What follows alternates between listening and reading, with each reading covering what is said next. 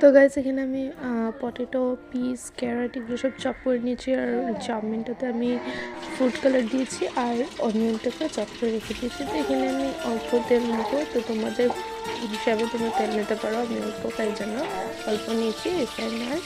তারপরে এখানে পেঁয়াজ দিয়ে দিয়েছি, এটা যতক্ষণ মানে একটু হালকা হালকা করে ভেজে নিতে হবে এখন।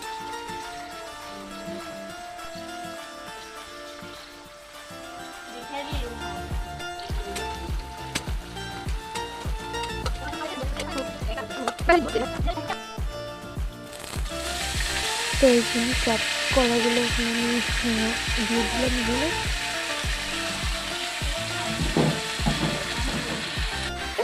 তো তারপরে টেস্ট হিসাবে আমি সল্ট দিয়ে দিলাম, তোমরা তো তারপর ভালো করে মিক্স করতে হবে, সল্ট দিয়ে দেবে, ঢেকে রেখে দিতে হবে।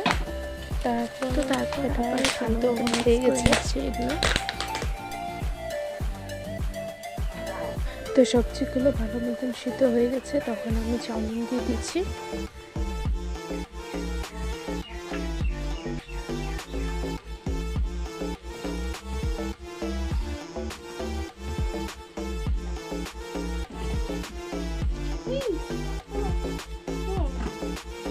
তো চাউমিন দেওয়ার পর এখানে 1 স্পুন ভিনেগার, তো তারপর এখানে সয়া সস দিয়ে দিলাম। তো তারপর আবার ভালো মতন মিক্স করে নিয়েছি। তো আমার চাউমিনটা কমপ্লিট হয়ে গেছে। তো গাইস তোমাদের কেমন লাগলো ভিডিওটা আমাকে জানিও। সো দেখা হচ্ছে নেক্সট ভিডিওতে, টাটা।